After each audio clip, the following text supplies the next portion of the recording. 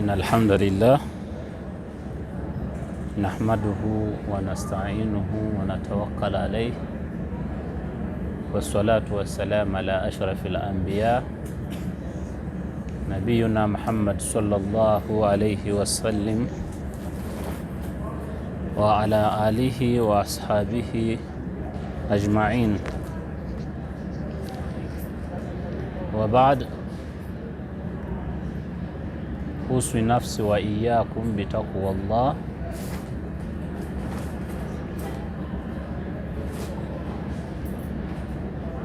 رب اشرح لي صدري ويسر لي أمري واحلل من لساني يفقهوا قولي. All praise is due to Allah, the Almighty, the Lord of the worlds,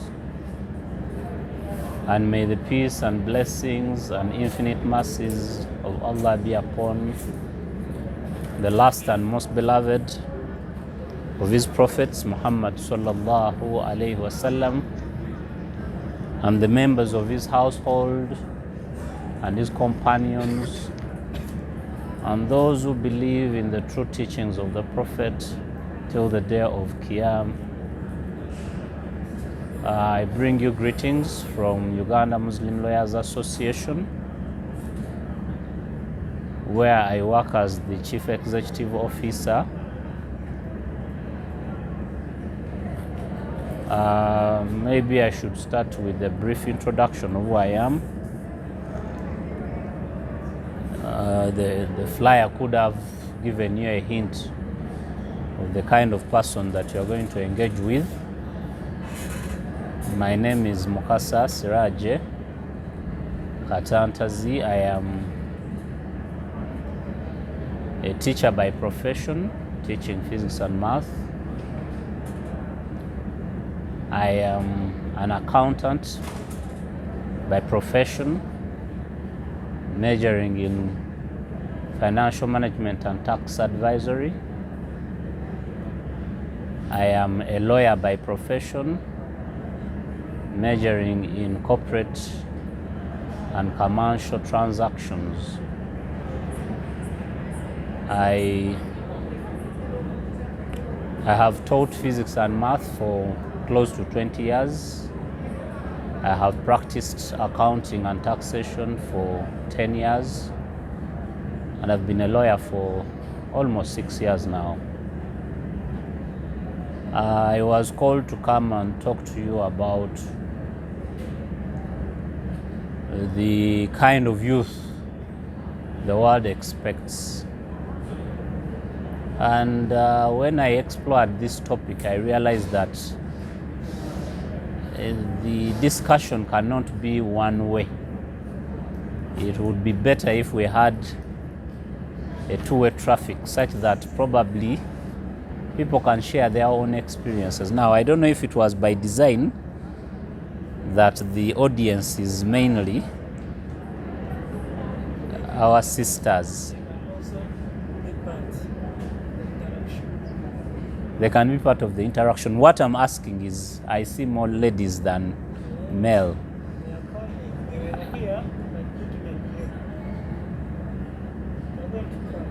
Then my other question was whether I am talking to the general university student population, or we are talking to law students only. So general. Oh, okay. I needed those ones out of the way. I want to begin by giving you a piece of realities that have happened in the recent past and touch on youths mainly. I don't want to go too far back, but I want to go back at least 10 years such that you realize the context in which this discussion will be held. In the early 2000s, there was an uprising in the Middle East, which famously came to be known as the Arab Spring. You've heard about it. The Arab Spring, you've heard about it. It led to the toppling of Muammar Gaddafi, who was the president of Libya. It also led to the resignation of the former president of Tunisia. It led to an unfortunate war that seems not to be ending in Syria, where the current, the then and current president was being forced out, but he put up a resistance. With the support of Russia, he has continued to rule, albeit high-handedly, over Syria. It led to a raft of other socio-political changes in mainly Muslim conservative Muslim countries, including Saudi Arabia, which we can all agree is the bedrock of Islam. Now, most of these revolutions were led by youths. That is what I wanted to start with. On the other hand, on the advent of social media platforms and the ability of a person holding a mobile phone becoming the originator and focus of news and news bites. I am talking TikTok, I am talking Facebook, I am talking Snapchat, I'm talking all these different social media platforms. It means that you as a youth, you have the potential not only to dictate a conversation, but to also initiate it.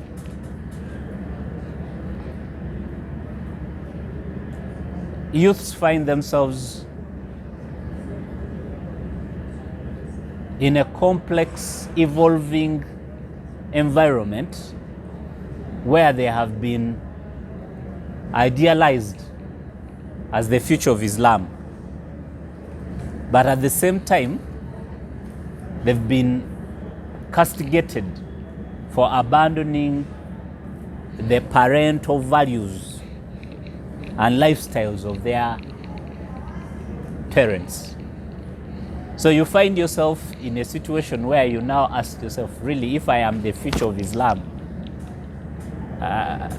how do I dictate my lifestyle within the confinements of Islam? At the same time, you are being told that you are abandoning what your fathers, what your mothers stand for or stood for. So it becomes a bit complex. That is the second thing I wanted to highlight. But then I also wanted to ask, who should really dictate how you live as a Muslim youth in the contemporary world? How did the Muslim youth live during the lifestyle or the lifetime of the Prophet sallallahu alaihi wasallam? Can we transplant that youth and bring him in our world and still think they will live the way they lived during the times of the Prophet? You've heard of the term hijabi, isn't it?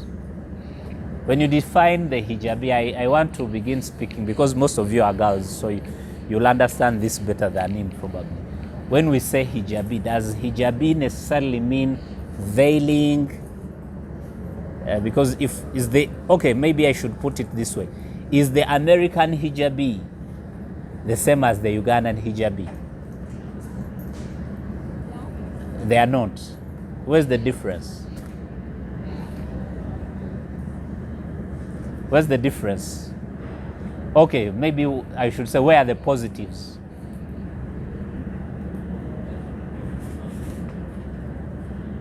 Just have this engagement, because really I wanted us to have this discussion, and then probably I will give you my take, but I wanted it to start with you. So who is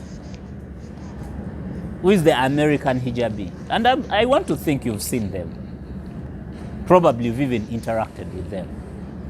So who is the ideal American hijabi? Yes. I like it. They've mixed fashion with Islamic modernity. So the presupposition then is that there is modern Islam. So the question would be, what is modern Islam? And is modern Islam in conflict or contradiction with conventional Islam? No, let us not get answers. These are things I want you to think and contemplate upon.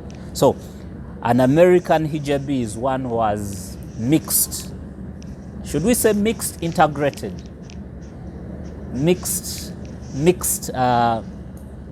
fashion with modern Islam. Okay, I like the way you define that, because it is very particular and it even explores further discussions. Yes, you also wanted to submit.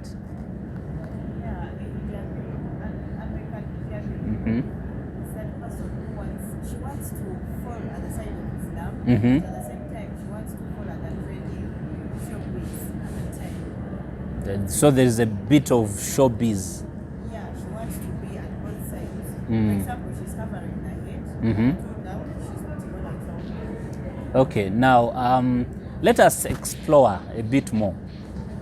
Do we have Ugandan, who is a Ugandan hijabi? Probably I should first get answers to that. Then I'll ask the subsequent question. Who is a Ugandan hijabi? Describe for me an ideal Ugandan youth hijabi. It's the same thing with Ugandan hijabis. Okay. For example, for Ugandans, it's the same thing. You'll find her putting on a trouser and covering being like my view. Or sometimes they put on these habayas. It's big, but inside it's a trouser. So the habaya is just behind. It's like fashion. It's just coming from behind. So you get in front, she's putting on a trouser maybe or a legging and some top. Okay, thank you very much. At that point, I want to share two experiences that I witnessed. The first one is an American experience because I lived there for some time. And I want to tell you that I have seen American Muslim. I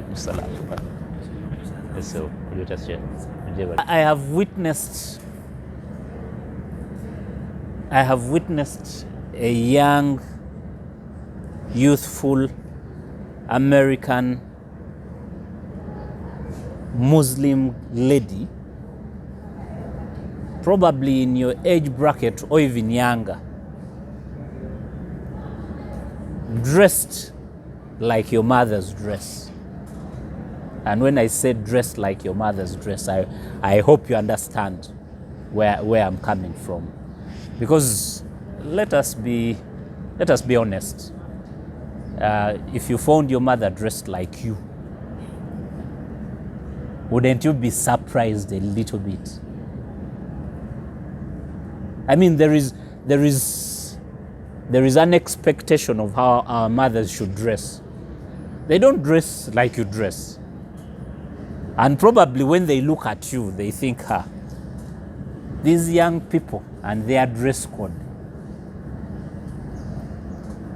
they want you to dress the way they expect you to dress, and yet you believe that is out of fashion. And yet when you say that the Ugandan hijabi or the Ugandan youth, we tend to imagine that all American hijabis dress that way, because the term hijabi is basically to put on a hijab. That's where it comes from, isn't it? And because we live in a global world, you'll find that there is almost no difference between the American hijabi, and I want to now borrow the trending American hijabi with the Ugandan hijabi. Because on a click of a button, you can see what an American hijabi is, how they are dressing, or the Ugandan hijabi. And yet, even when we are describing them, we come with a bias.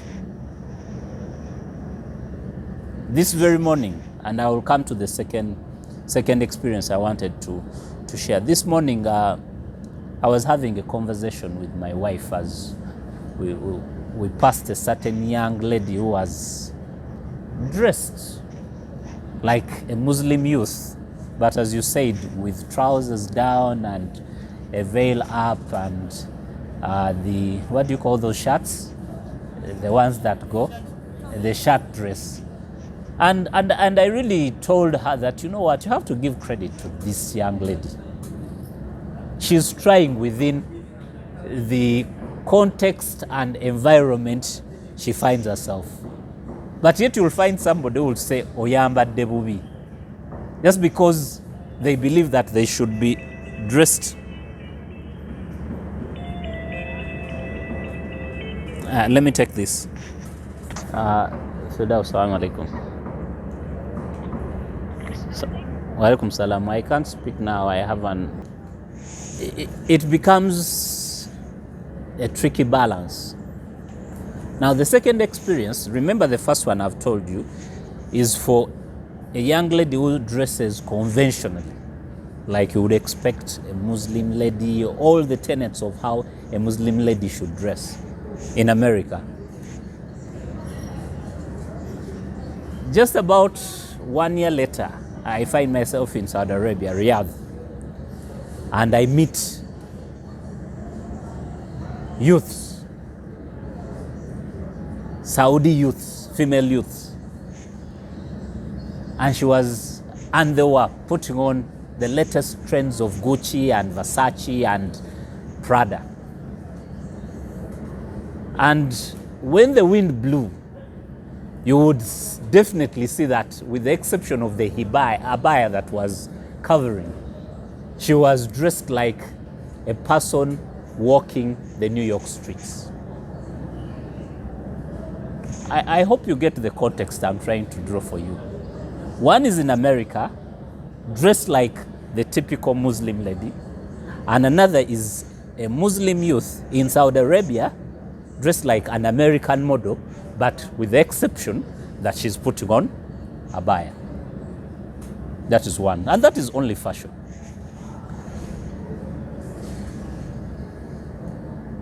Two, should your lifestyle be the sole parameter upon which your deen is measured? And if not, how often is this used as the standard? Because quite often a person will assess and weigh you depending on how you are dressed. And let's share a second story.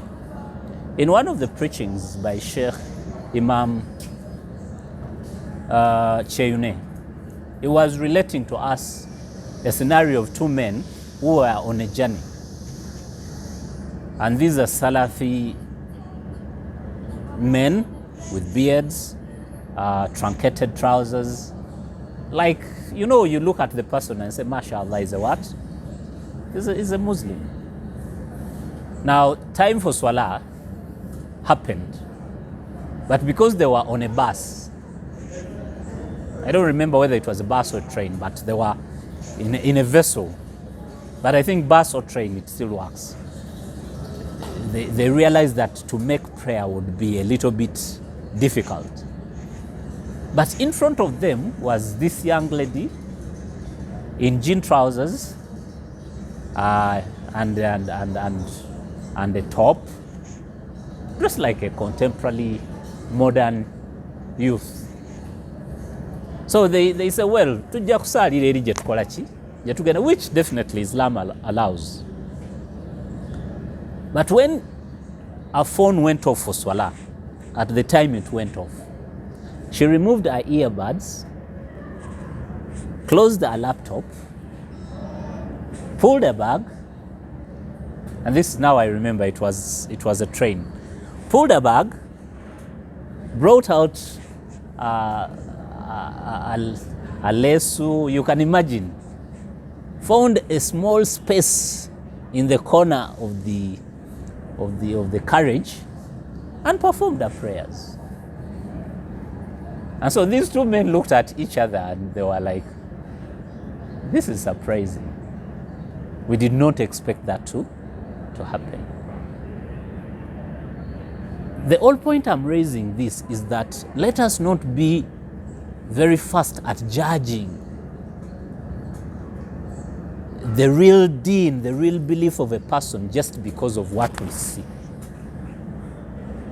Because the people sometimes we think live religious lives are not as religious, with the exception of the things we see in the open.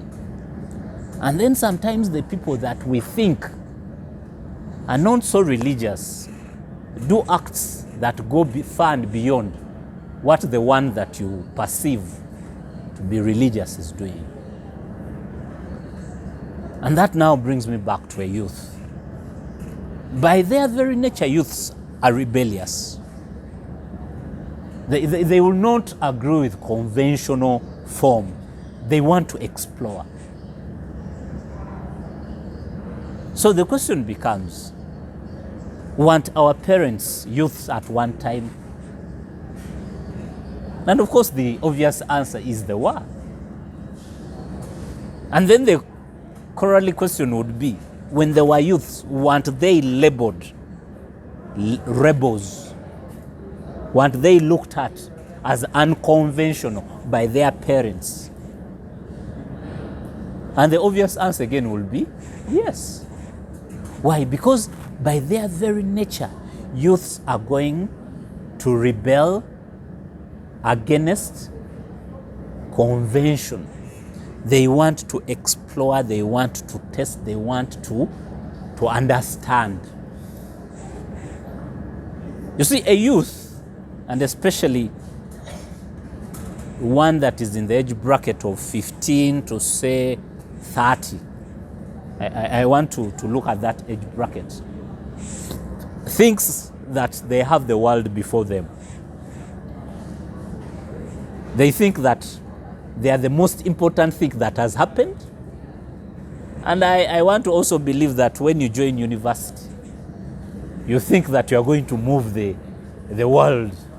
And then before you are in second year, and you are in third year, and you are moving out, and those who are in first year think you are expired. It is the cycle. So the idea is that a youth is going to explore new and conventional ways of living.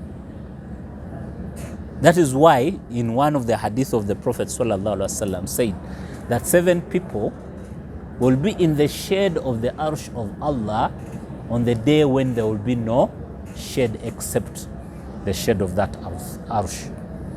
And one of these people was mentioned as a youth who lived his life religiously. So the question was, the topic I was given, the kind of youth that the world expects of you.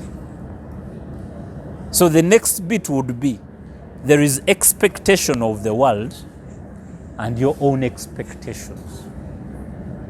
Now, realistically,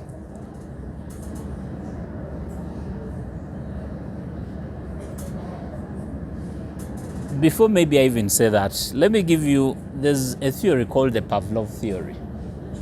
The Pavlov theory basically tests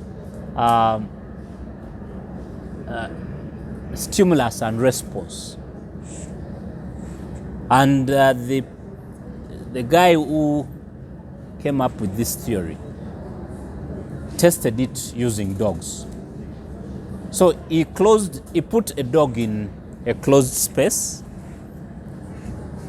and he would ring a bell. But every time the bell would ring, a bone would appear. Now you definitely know that when a dog sees a bone, it expects food, right?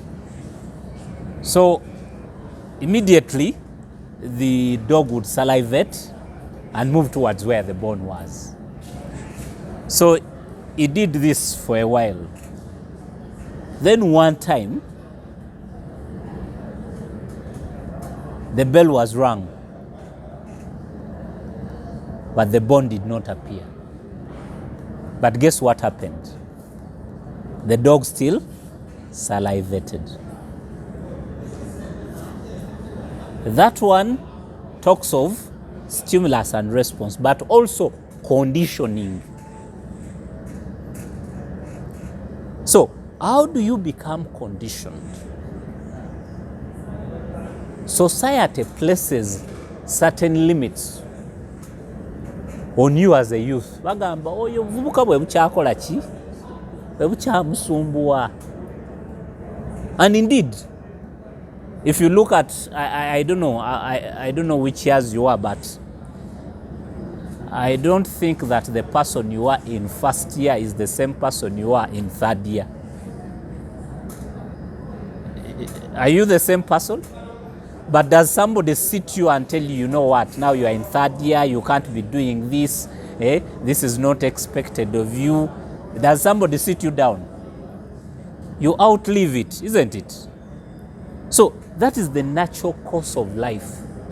That you are going to live as a certain person, but as time passes by, you begin adjusting. And that adjustment usually is natural. And when it is done naturally, you find yourself becoming a better organic believer than when they force certain things on you. And now probably I should tell you of what I know of some of the students of IUIU, especially the female. Maybe it doesn't happen at Kampala campus, but I am certain and sure that it has happened at Kaboja campus. That when they are within the confinements of their campus, they will dress like you want them. But immediately they get out and get into the taxi, they undress in the taxi. You haven't heard of this? You haven't heard? Even here, I thought it would. But even here, it is possible that somebody comes and dresses because the university is saying this is the dress code. But immediately they are out. We have seen people who have come as non-Muslims into a Muslim setting, and they have continued for the rest of their lives to conduct themselves within our setting because they were conditioned. Even when probably they may not veil because they were not Muslims and probably they did not convert, but when they leave, because they had lived in this environment, you'll find that their clothes at least go beyond the knees. Some actually will put on long shirts and long skirts and dresses. Why? Because they've been in this convention, in this environment. So conditioning becomes critical. So for those of you who have gone to schools like Chibuli Secondary School, Mbogo schools, Kawempe, Gombe, you have lived pretty much or less with a veil. So it doesn't become very difficult for you to transition into IUIU, isn't it? But for those who come from Gayaza and Nabingo and Nabisunsa, and yes, they are Muslims, and they want to live in this environment, you are not expected to be too tough on them because this is not their life. And this is new to them. But how willing are we to understand where they are coming from and to accommodate when they find it difficult to put on that hijab? Because like it or not, I think for a person who has not put on hijab, and it is their first time. They put on, it might not be easy for them to put it on, isn't it? And you would also bear witness. For those of you, the first time that you put on the busuti, Gomez, to go for an introduction, I think it felt heavy on you, isn't it? But I mean, your moms are naturally they might put these on every day and they don't find any difficulty with them. So we need to also understand the backgrounds from which people come from. But then there is also the other bit of Islamic reawakening. Welcome. He was very, very lonely. Because I almost changed and faced these ones because he was alone. For those of you who have experienced this, you can share. Probably you were with this person at secondary and they were not so religious. But then all of a sudden they got this inspiration and their deen became better. Now there is a tendency for them to even match you or go beyond you. I am talking of, I don't want to use this word, but okay, I'll use it. I'm talking of extremism. This is the kind of person who transitions from one end to another end. There is no natural growth, but all of a sudden they've become too religious. They will not, even coming to a setting like this is taboo. You can only speak where there is a what? A veil or a curtain. Either side. I will tell you of this story. You don't know the people that I am discussing. Today is Thursday. On Tuesday, I received in my inbox an audio from a university student at Makerere seeking for my guidance on what she should do to save a relationship. She's in this relationship with a late 30, she's 24, but her boyfriend is in his late 30s and is pursuing his PhD at Harvard. So they're in what you would call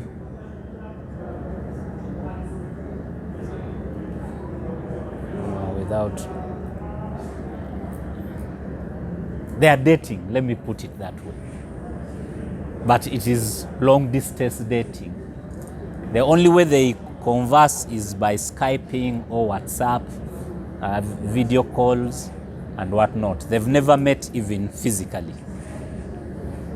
But one of the conditions and why she was at crossroads is that this gentleman told her that it is un-Islamic to use any sweet word. So she cannot call him darling or sweetheart or anything that is close to that. And yet they've agreed that when he comes back here, COVID interrupted, he would have been back much earlier. They agreed that when he comes back, they will go through the formal ceremonies and become husband and what. So she's saying, what am I getting into? This guy looks so uptight. Because now the reason she called that, the previous night they had been on an almost 1 hour long conversation. And I think out of the excitement, she slipped and called him sweetheart and said, really? Don't you know that is not allowed? I told you I don't feel comfortable. So you can, now this is a guy, so I asked him, have you tried to understand his background? Because I mean, if you can hold a conversation with somebody for 1 hour and you see them. And he does a lot of good things. He supports her quite well, and she has no problem with that side. But he seems too uptight that to him, even being called sweetheart or sweetie or darling before they become is too much. So you can see, so the issue I'm trying to raise here is that sometimes we find people who become fanatical. Now remember, the Prophet ﷺ said that this deen is of moderation. You cannot leave Islam at the edge, because definitely you may not sustain it. For example, some Sahaba went to the Prophet ﷺ, and one of them vowed that, you know what, Ya Rasul, Ya Nabi, I want to please my Allah, so I have decided that I'm going to spend the whole night standing in tahajjud. Another one vowed that they are going to fast every day. And others made different vows. One said, I want to remain celibate. I don't want to get married, such that I dedicate my life to ibadah. Then the Prophet told them, calm down. I fast and also unfast. For some days I am fasting, for other days I am not. I stand in tahajjud, but I also take a break and sleep. And I am married, and I am the best when it comes to performing. So my idea is that we live in a world where some youths believe that for them to get into the good books of their Lord, they must live an extreme life. No social life. It reminds me of, do you know that even the Sefdis, the Baroko, they have extremists. They have what they call the Bazukufu. Have you heard of the Bazukufu? They don't comb their hair. They will not even read somebody's book unless, like, if there is a newspaper and they are passing the streets and there is an headline. It is taboo for you to read the whole of it because you haven't paid for it. So I mean, even amongst our youth, you find those ones. Now, my worry about this is that they tend to be indoctrinated to imagine that the ultimate is for you to engage in violence. If one is not a Muslim, they don't deserve to live. So, and most of the people are engaging in this. You've heard of the ISIS, the Islamic nation, the Islamic jihadists. All these are mainly run by youths. The last bit that I want to discuss before now we can open up is the issue of who dictates your belief, your deen. Whom do you listen to? Because that too is critical. You realize that there are certain sheikhs we all feel comfortable listening to. Right? For example, who is your sheikh? Ajat. Who is your when he comes or when he's preaching, you will not go?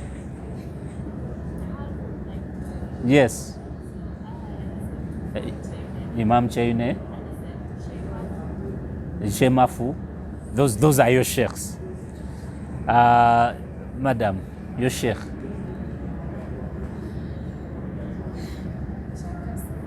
Sheikh Kasim who? Oh, Kasim Ramadan, the one with the turban. Okay, Sheikh Kasim Ramadan, and he's a new phenomenon, and I'm very happy that you are bringing him up because I will discuss a bit of him. Madam, do you have a sheikh, a favorite sheikh? Yes. Sheikh Swaleh. Swale who?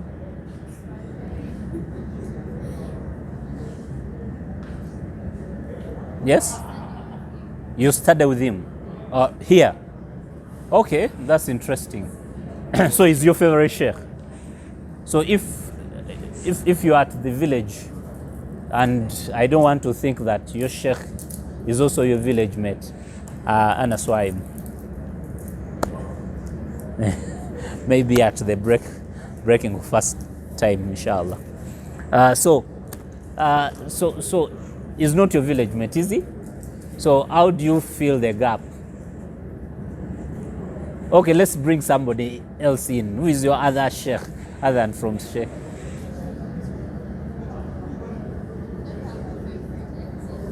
You listen to, okay, that's interesting.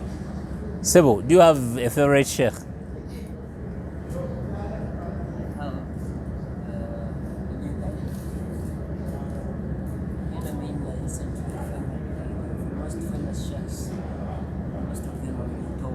And they don't have to be Ugandan sheikhs. I follow most Sheikh Muhammad and also follow the Imam, the two Imams of the sacred mosque. Okay. Have you heard of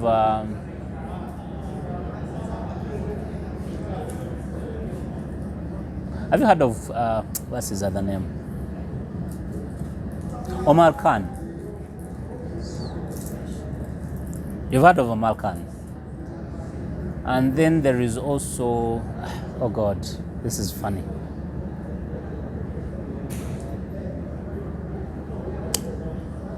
La hawla wala quwwata. I'll remember. But definitely you've heard of Mufti Menk.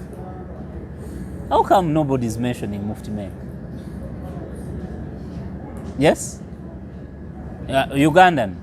But I want to think that he's one of those you listen to.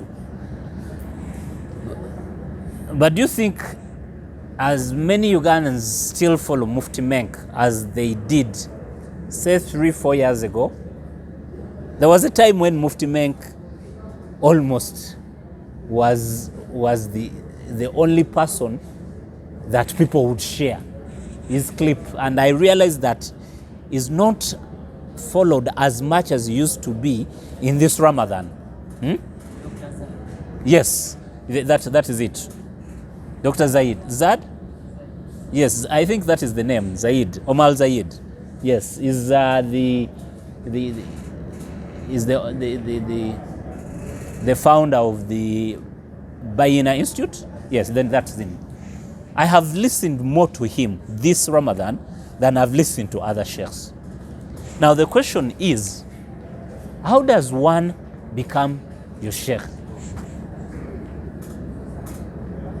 How do you decide that this is my sheikh? Do you realize that it is usually because he usually speaks the things that you want to hear, and he says them the way you want them to be said? The lady who mentioned No Ramadan has left, but No Ramadan is new on the blocks, and he has a certain style. He will speak to truth with nothing, without trying to sugarcoat it. The way he feels it, the way he sees it, is the way he says it.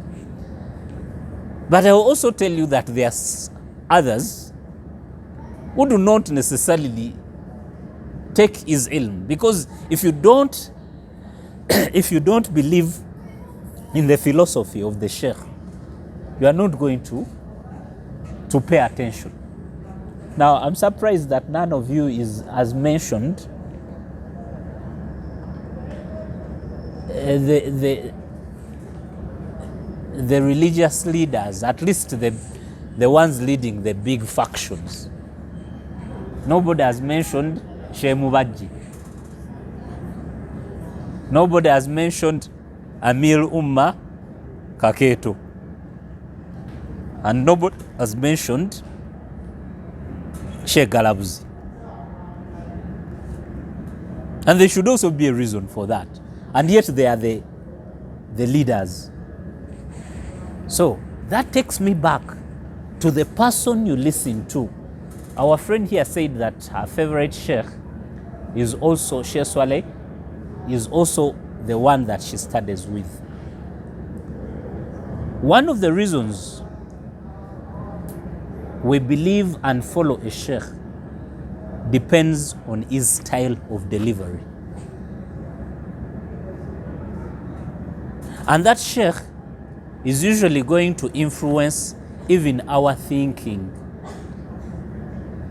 And usually people tend to reach a point of saying, Sheikh wange chonja kibuzani, Sheikh I will ask my sheikh. Now you will find that these sheikhs, when it comes to the interpretation, may not necessarily differ. But their style of delivery is going to differ. When Imam Ahmed Cheyune is preaching, he has a softness, a benevolence of how he portrays his message without making you look bad. Isn't it? Sheikh Nur Ramadan will castigate you, will put you on the cross, and will even abuse you. That is his style. And then there are also those who say,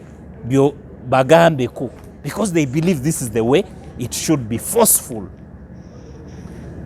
Yet you'll find, and I don't have the statistics, you might find that if Sheikh Cheyune was to call a convention and Sheikh Ramadan was to call a convention, and they are speaking about exactly the same topic, one of them is going to pull more listeners than the other. I don't know which one, but the chances are that one of them is going to pull more listeners than the other. So you ask yourself, why is it so? And you might find that it all boils down to one thing: the mode of delivery.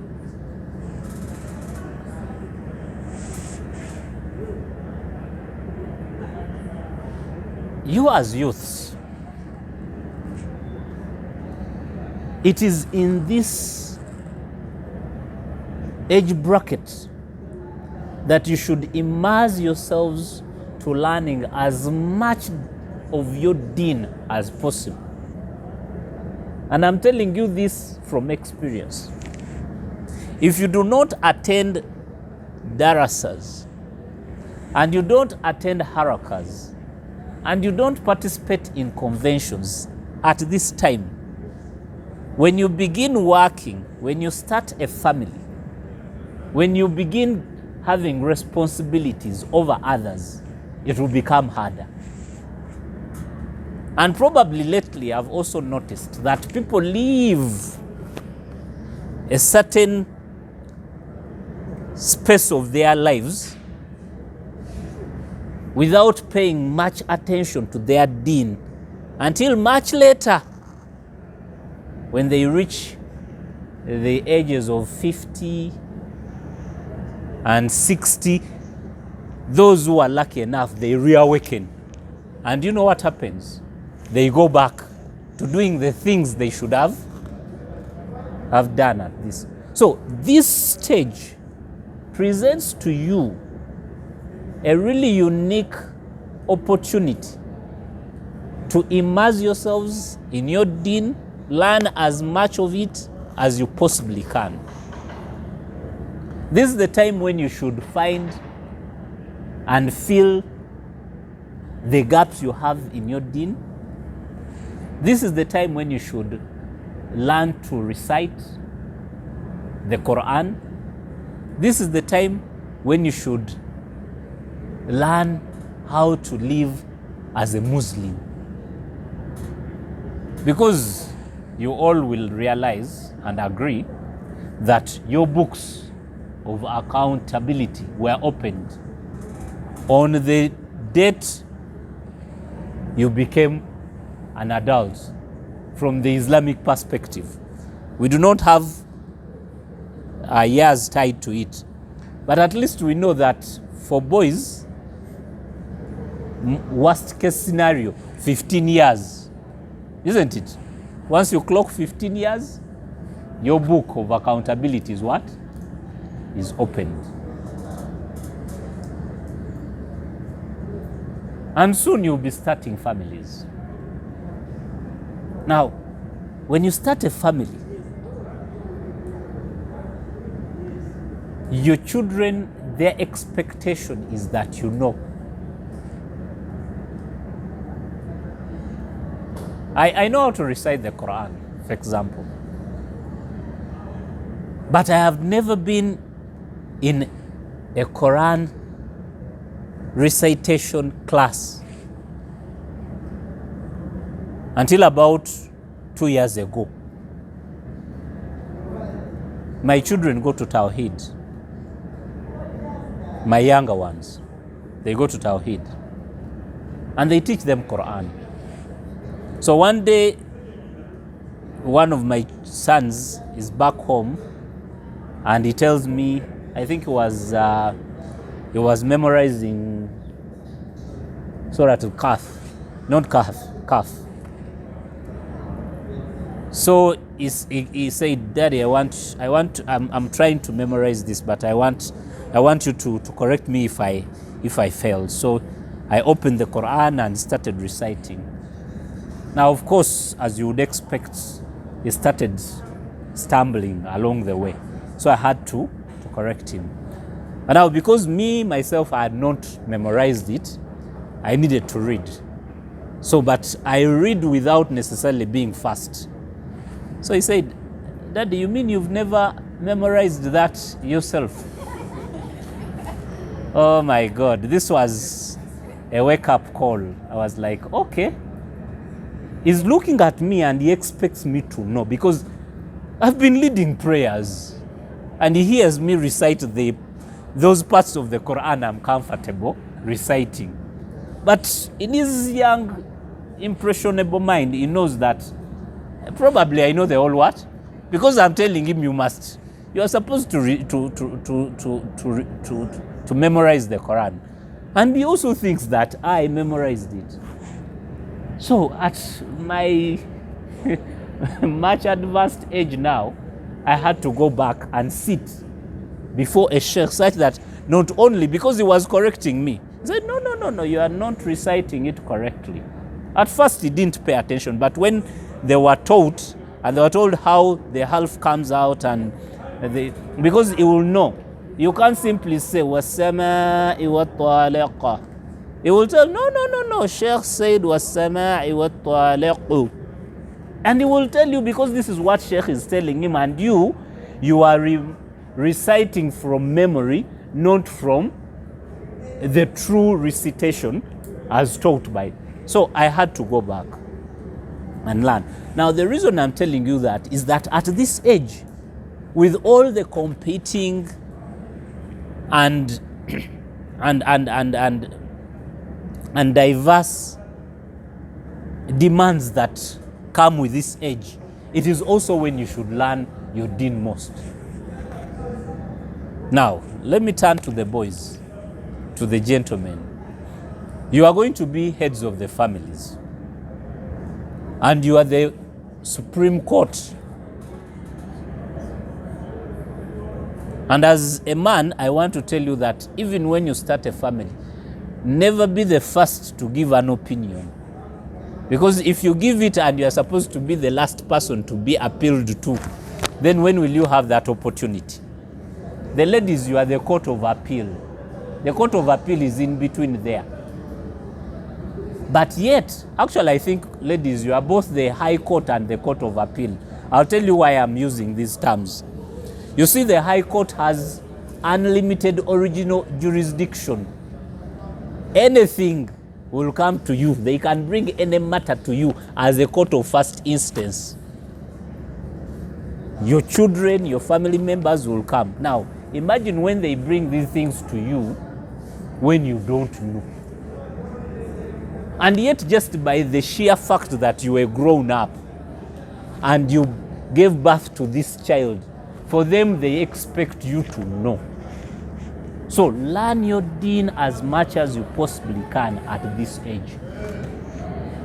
When you start working, when you start giving birth, when you start looking after others.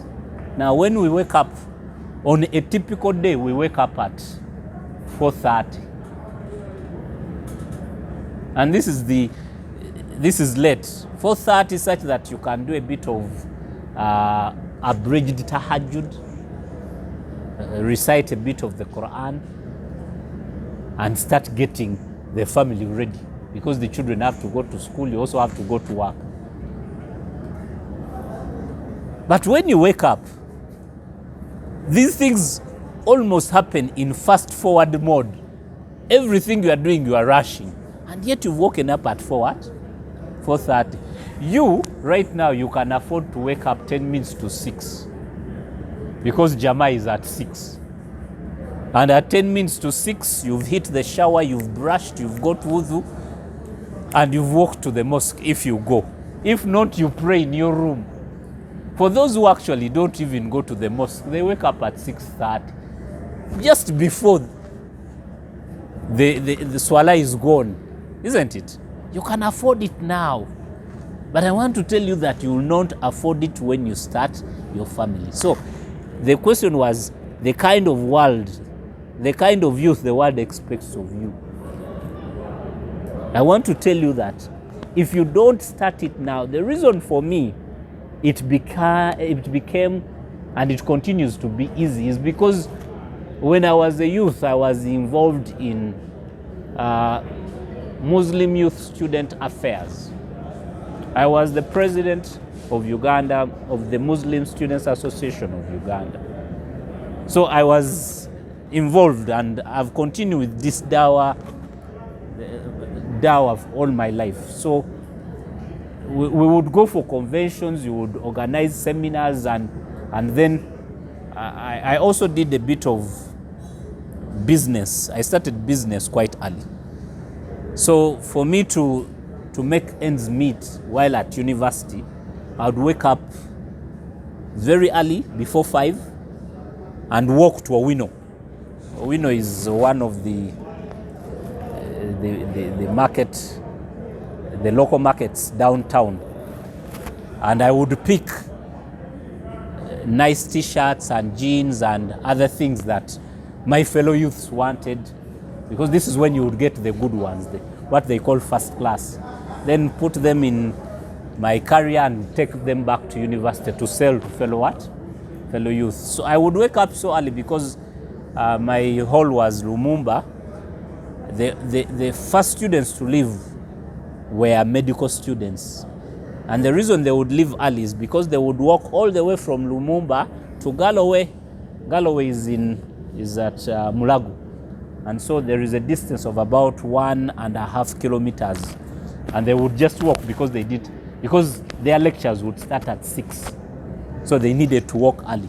So I would come out with them, and people used to call me doctor, because I would come out with the doctors. But while the doctors were going to medical school, me, I was going to Owino. Okay?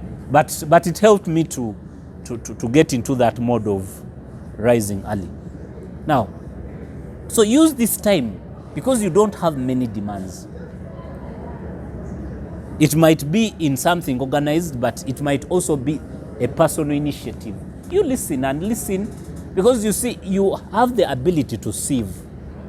There are times when a sheikh will preach or does preach, and I do not necessarily agree with them. Because when they give you new information, it fits into what you already have.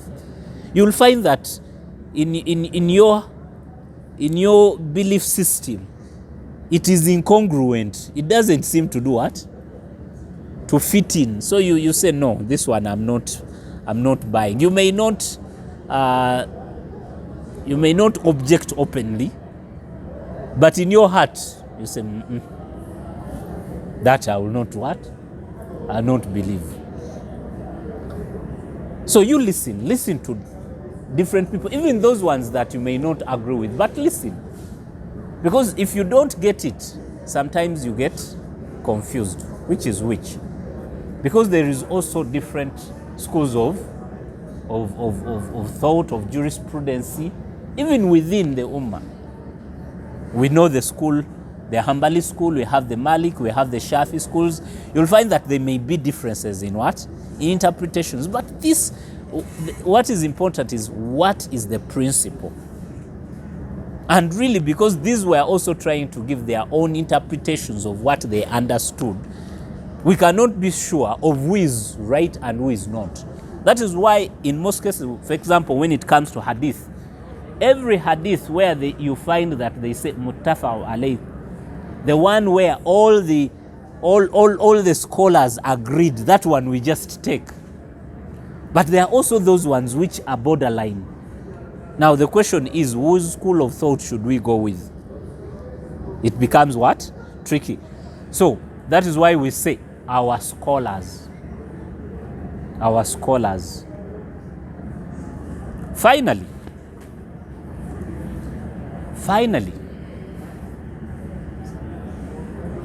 what is the essence or purpose of you going to school? Do you know that not only do you carry the expectations of your family, but you carry the expectations of the community? I've lately heard people say that now we have educated Muslims, including IUIU, which is teaching and graduating many Muslims. But would you be proud and state that you are the kind of Muslim graduate that our community wants or expects? Because there are two scenarios. I've seen Muslims who have graduated with secular degrees. In Sharia, a theological Bachelor of Sharia law, would you classify it as a theological, the one that is given in IUIU, would you classify it as a theological degree? Would you? A theological degree? Okay, that's interesting.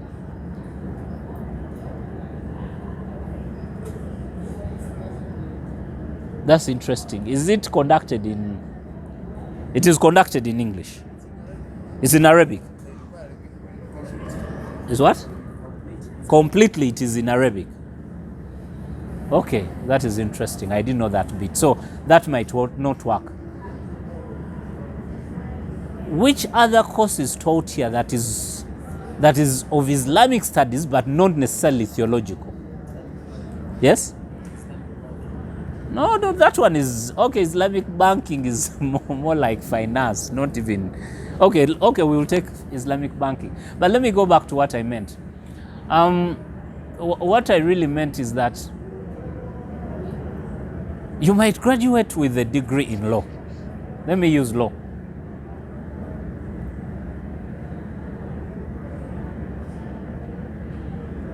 But does that degree speak to the demands and expectations of our community, the way it is taught in IUIU?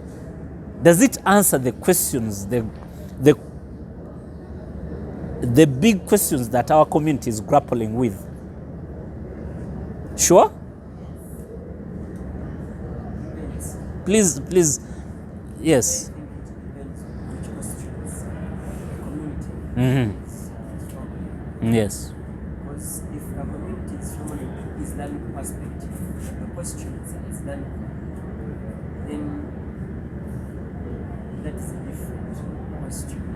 But if it is also a conversion of heart, then also that one is different. But if it is general, then that one is also different. Okay, let me put it in perspective. Probably this is what I meant. You do study family law, right? And in family law, they discuss inheritance.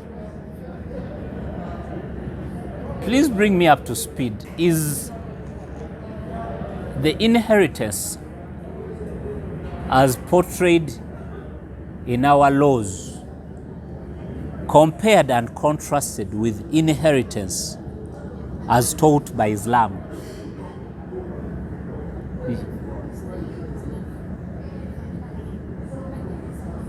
You study Islamic family law. Okay, so as a separate one, is there a comparative to try to see whether we can pick lessons from both sides? Because, for example, you do all realize that you will study Islamic family law, but even Islamic family law has no procedure. Is there a procedure? Okay, inheritance. There's a procedure for Islamic family law. Who brings the case? How do you initiate it?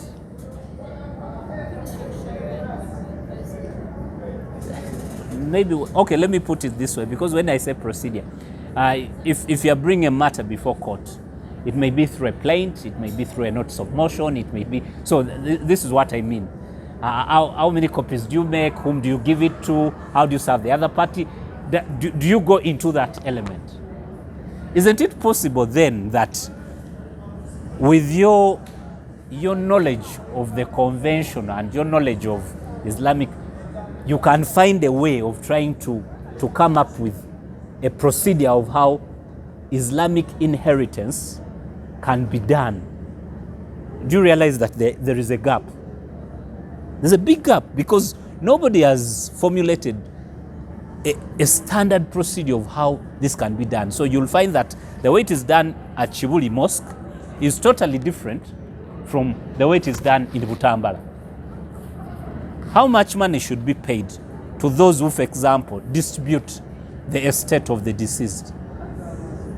Do you realize that people tag or decide these fees depending on how rich the deceased was? But should it be that way? So is your education really speaking to the expectations of our family, or rather our community? And then, on the other hand, do you also realize that because you are educated, you could start and change the community and the way it thinks? But we all seem to become comfortable and accept the status quo the way it is. And yet we have sufficiently educated people. Those who have studied Sharia at IUIU, what mainly do they do? When they graduate, what do they do? What is their typical job? Yes?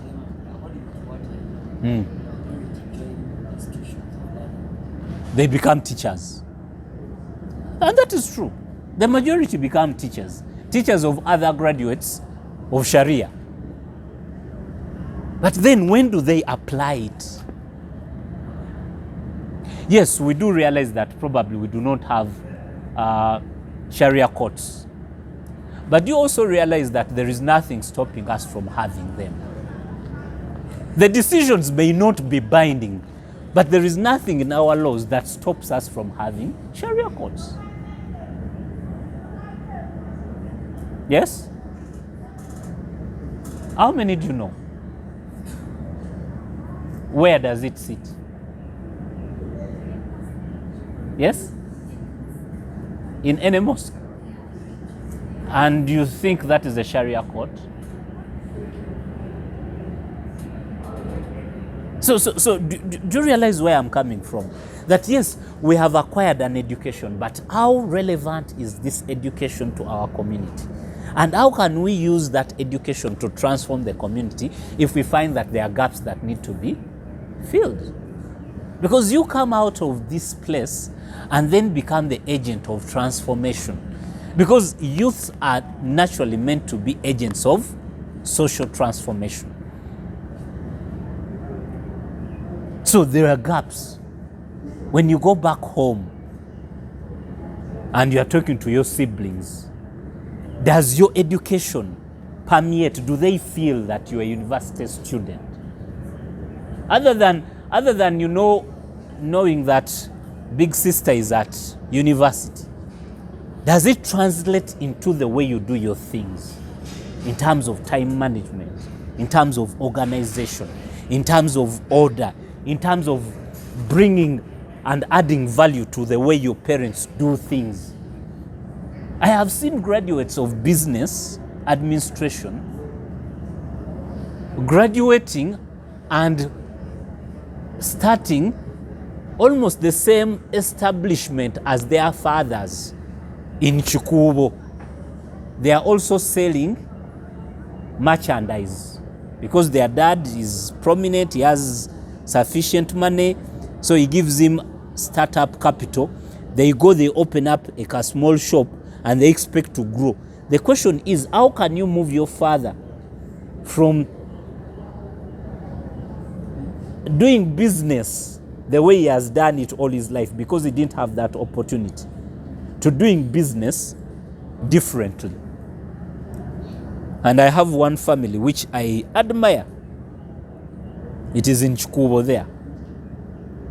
The father is quite rich and was doing business quite well. But 3 of his sons did business. All of them did it at MOBS. So right now, one of them is the chief operating officer of the business. The first thing they did, they automated the chain supply. The father no longer goes to China to buy. The orders are made online. They have they contact the carriers, the things are brought, they are cleared. Everything is automated. They will know how many they have. Even stock taking is done automatically. So they may do a stock count physically, but that is done once in a while. That is one. Then the other one is the business development officer. He keeps on looking for new markets, understanding the dynamics. Who are the competitors? How do we do business differently? So instead of sitting and waiting people to walk in, they've come up with an app and they've linked their main customers, telling them what are the new things that have come in, just on the click. So can you use your education to transform the community such that your education becomes a tool for social transformation? You can start with your family, but it can also go beyond. And then lastly, how can you be felt in the community? What is the difference that you as an individual, you are making? Using your education, using your youthfulness, and using your deen. How can you create that difference? Or are you part of the crowd? Because yes, if for example you walked out and joined other Muslim ladies dressed like you in town, what would differentiate you? Probably nothing, isn't it? In fact, if you start speaking English in a taxi, I want to think most of you use public means. Have you ever been in a taxi and you have to speak their language? Because for you to sound different, they will think that you are showing off, isn't it? So yes, we want to be part of the crowd, but we also want to make a difference. So how can you use your education, your deen, and your opportunity being a youth now to make a difference, such that the community can know that so and so. So for me, I think in the final analysis, there shouldn't be some predetermined notion of what a youth should be, because we live in a fluid, complex, evolving environment. And as I asked you earlier, the youth that lived during the times of the Prophet, if it was brought in our world, would probably not be any different. Because the times were different.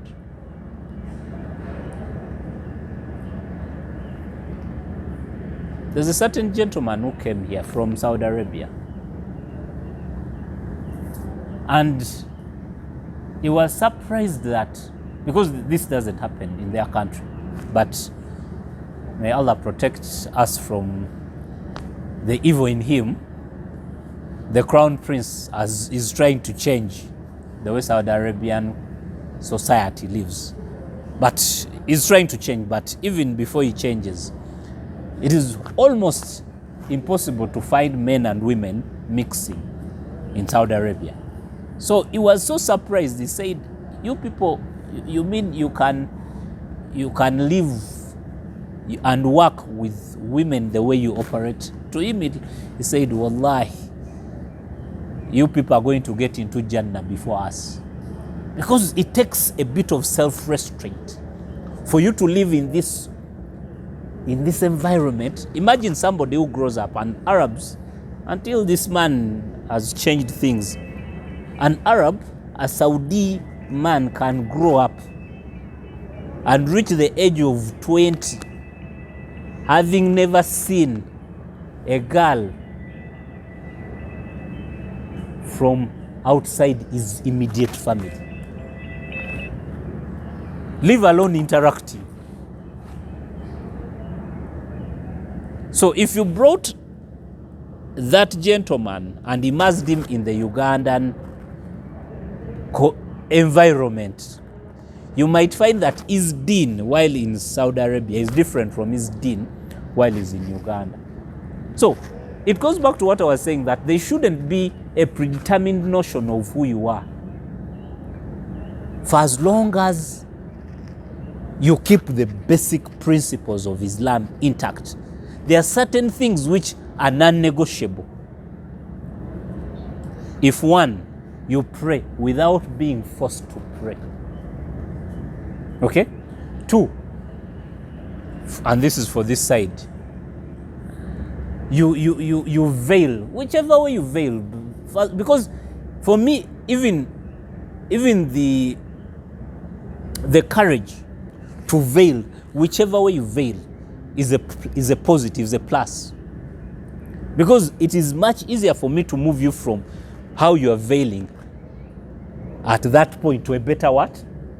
Better person. Than for me to start with a raw product. And for the boys, and you know, things have now changed. You see, boys tend to think that these things don't touch them. But you've also seen a youth, maybe it doesn't happen in IUIU because they will throw you out of the university, but when they go back in holidays, he comes with dreads or with a cut, with tight pants, with damaged trousers, but he comes to the mosque. So when he comes, the question is, how do we handle him? Should we go ballistic and say the Prophet ﷺ said, or do we handle him and mold him to appreciate organically that what he is doing might not be the ideal? And then the other question would be, does he really go away with zero?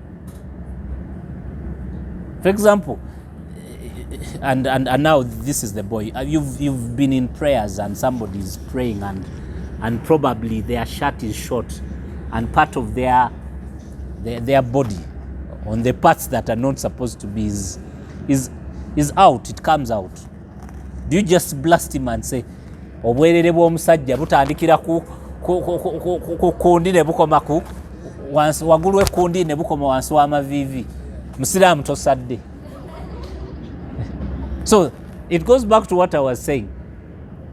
There shouldn't be anything, because as I said, naturally you are rebellious. Now if you found me putting on those damaged pants, one wedge tuli, it is too tight on me, and I am strutting the streets of Kampala because it is fashion, whoever will look at me will say, is this one normal?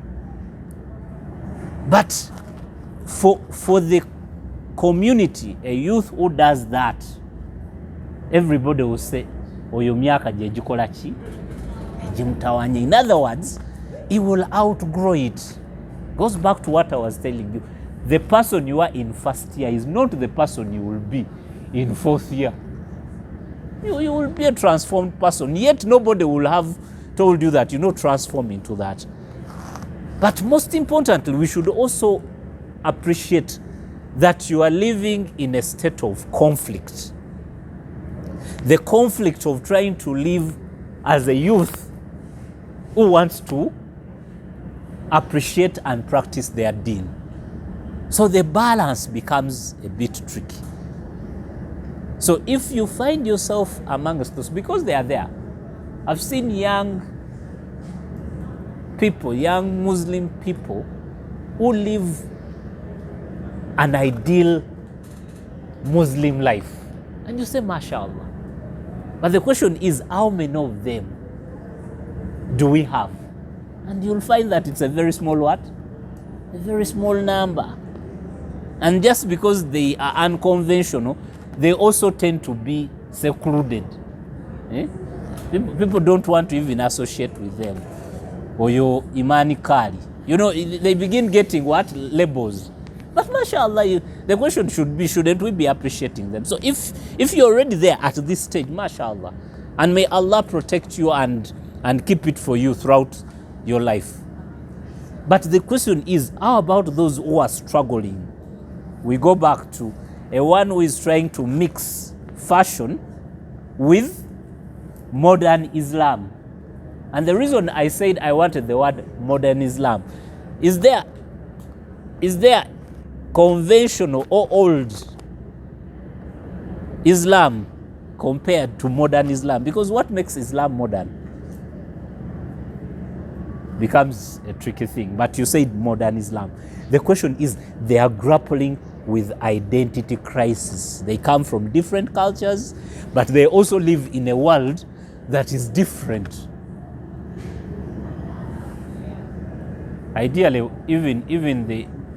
if we were to teach, my sister here, even that dress, they would say,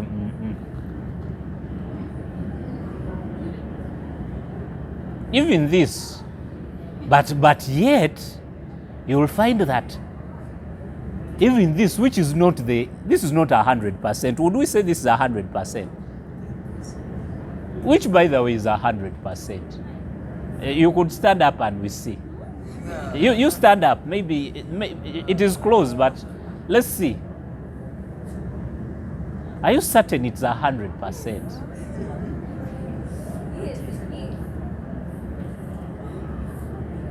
Allah knows best, but I wouldn't think it is 100%. Maybe it is close to 100, but 100%, you haven't seen people putting on real hijab. I have seen a few. Maybe the sister could stand up. You. Yes, you. And I'll tell you why. You stand up.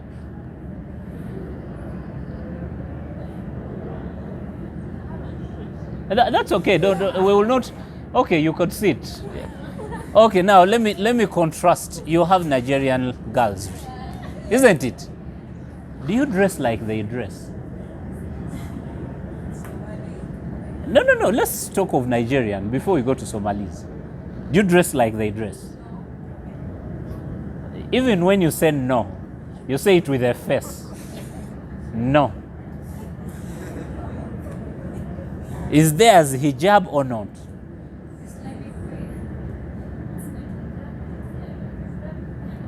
Islamic wear. Now you are big. Yeah. So the Islamic wear, is this Islamic wear? Okay, so there are differences, there are classes. That's why I said it might not be 100%. You also have Somali ladies, isn't it? Do you dress like they dress? So you can see that there are going to be what? Differences. Why do Nigerian ladies dress the way they do? Culture. Is there Islamic culture? Do we have Islamic culture? The answer is yes. So is their dress Islamic culture? Or are you saying culture as in Nigerian culture? Ah, there we go. So there is a bit of integration that you'll find Somali girls, and I told you my children go to Tawhid. Their uniform has been designed in such a way that it blends into an Islamic pseudo-Somali culture. Because for them, putting on that big overflowing top is not an issue. Yet here, for most of you, you'll even look at the veil and say, akaka yako te. Tekawira bulungi. The veil must be fashionable, even when you are going to veil. But because, so I want you to think about these things as you get tough on another and know that a Nigerian Muslim girl might dress differently from a Ugandan Muslim girl, might dress different from an American Muslim girl, or a Muslim Ugandan youth is going to dress differently from his Indonesian counterpart. But the question is, principally, are they trying to please their God? Because even putting on these things when it is riyah is worse than when you don't put it on at all. So I wanted to provoke these thoughts and to show you that we live at crossroads. But how do we extricate ourselves to become better Muslims? The only thing we can do is to keep learning our religion and to keep aspiring to become better and better Muslims. I don't want to take it any further than this. It's about 20 minutes to 7. I hope we've had some kind of discussion. Barakallahu feekum. Assalamu alaikum wa rahmatullahi wa barakatuh. So, maybe we could have a few supplements or questions and whatnot.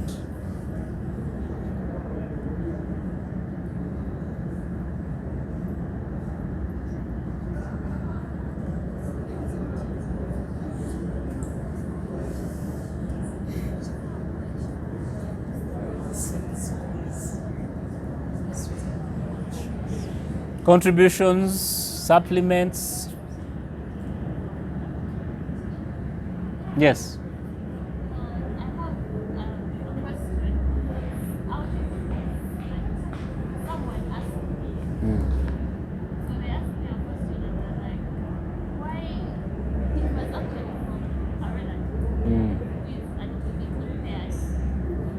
Okay.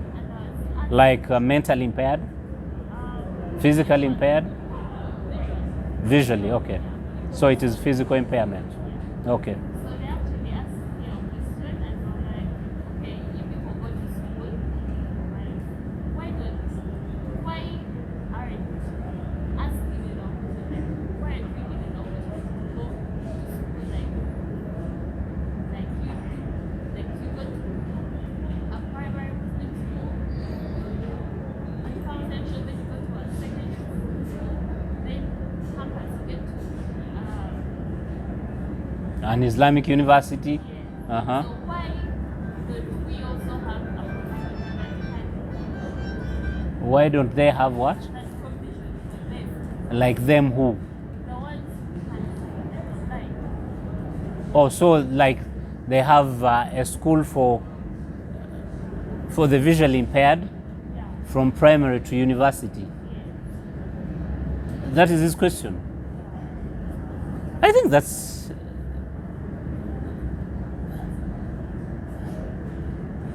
I don't want to lessen his concern or his, but it's pretty much obvious. Let's imagine that happens. And I don't believe that a person should go to a Muslim primary school, a Muslim secondary school, a Muslim university, and then finally be flung into a non-Muslim environment. You get what I'm saying? Because the reality is, where will you end up? That would work if you are going to go to a Muslim school. Indonesia, basically, 99 plus are Muslims. So it becomes natural that if you go to a Muslim school, from primary to university, even the work environment is going to be Islamic. They will give you time to go for prayers. When it is Ramadan, there will be an arrangement such that everybody maybe works less and goes back home to get ready. But now in Uganda, if a child went to a primary school for Muslims, secondary school for Muslims, university for Muslims, they graduate and finally they get a job in Centenary Bank, how do you expect them now to make that adjustment? So likewise, for that person who is visually impaired, because finally they are not going to live with only visually impaired people, the essence is to integrate them. In fact, as I told you, I lived in America. You will get into trouble if you try to seclude them. The idea is that they must live as normal as everybody else. So you should comfort him that the essence is to try to integrate you into the normal society. Because then if I live with the visually impaired, I learn how to deal with them. So if I see them for the first time after 40 years, after 20 years of seclusion, and now you expect me to begin relating, it becomes a bit what? A bit hard. So that is the answer I would give, if it were me, yes.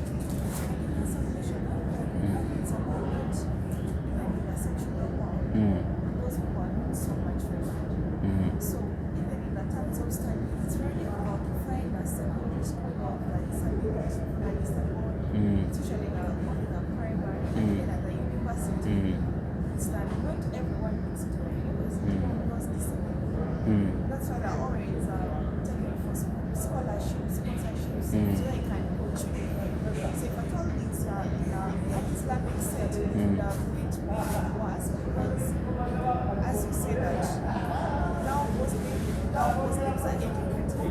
So not everyone is going to be ready to get such because it's sometimes professionals, those people who are specifically take care of such people. So if at all they are demanding for something, it's going to take an extra while for them to get it. That is true, and I wouldn't agree less. I'll share with you a personal experience. My little brother is a PhD candidate. Was born with physical impairment, both legs, both arms lame. My mother tried to put him in a school of the physically challenged. And then we were like, but this is not fair, because he's very brilliant, with the exception that he was born lame, okay? And as I said, both legs and both arms. But he can write, because like one of their hands is straight like that, he can't even bend it, and it bends at that point.